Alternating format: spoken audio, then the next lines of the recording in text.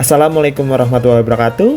Kembali lagi bersama saya Adi Kurniawan, mahasiswa Teknik Industri Universitas Pelita Bangsa.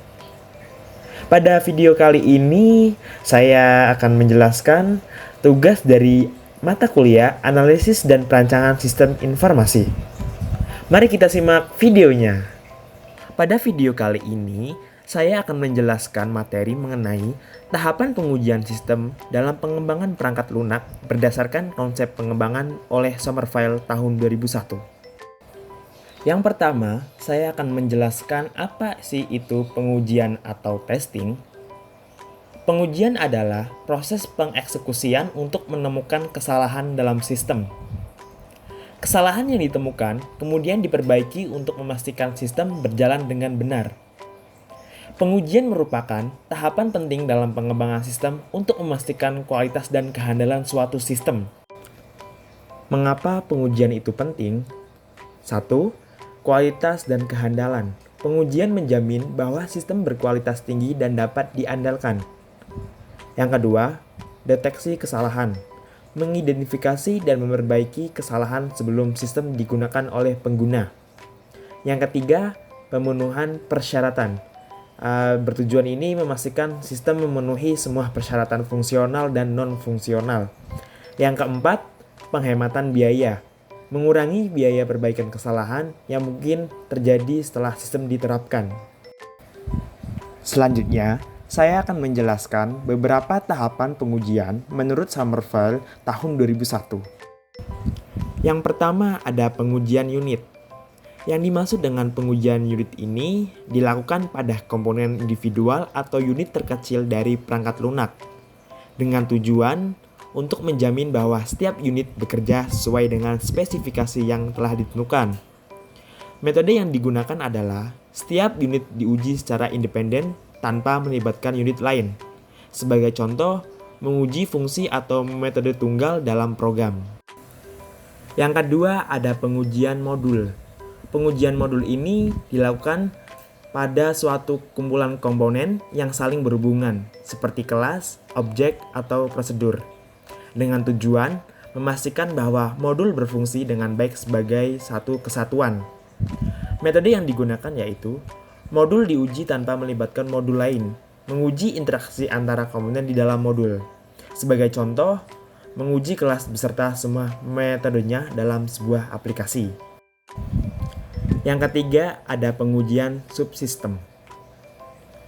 Yang dimaksud dengan pengujian subsistem ini adalah pengujian yang dilakukan pada sekumpulan modul yang telah diintegrasikan menjadi subsistem.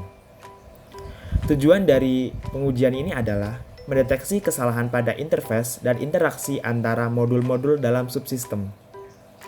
Metode yang digunakan adalah fokus pada pengujian interface antara modul dengan menjalankan interface berulang kali untuk memastikan ketepatan komunikasi. Sebagai contoh, menguji modul pembayaran dan modul checkout dalam sistem e-commerce. Yang keempat, ada pengujian sistem.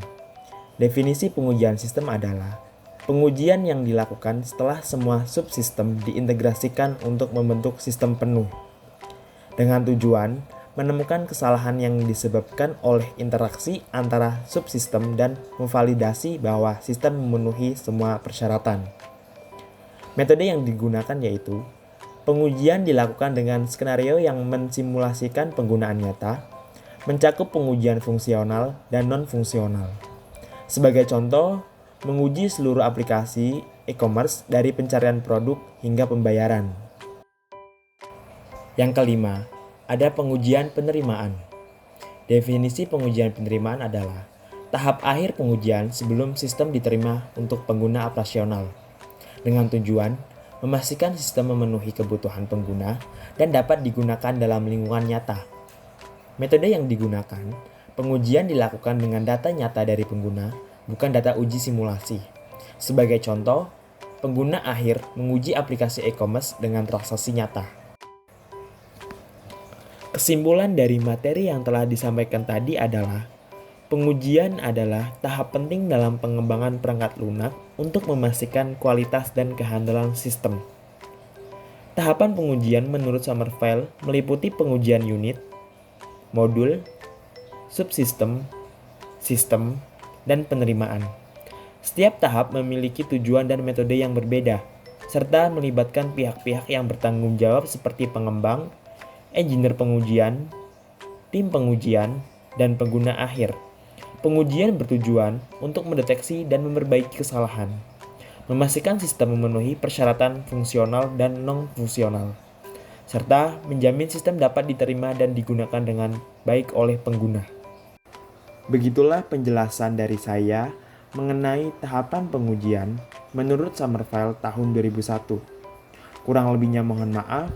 Sekian dari saya. Wassalamualaikum warahmatullahi wabarakatuh.